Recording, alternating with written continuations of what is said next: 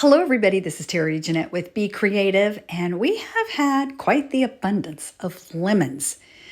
I just picked 35 of them, and now I'm trying to figure out what to do with them. Of course, I already made lemonade. Now I think I'm going to make some lemon cookies.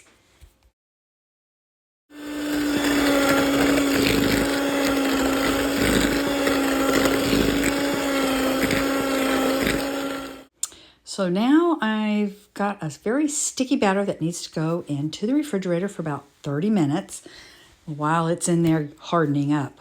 Of course, I had to taste the dough, and it was really good.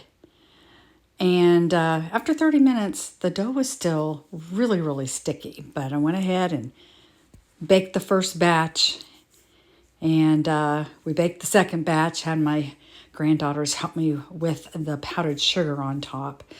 But each time I was putting the dough back in there, finally the dough winds up being the perfect consistency, and it had been in there for about an hour. I didn't see that there was much of a difference, but I think taste-wise it was more lemony. Everybody loved them, and we're going to make more really soon. I still have a lot of lemons left. Let me know if you'd like a detailed video on how I made these.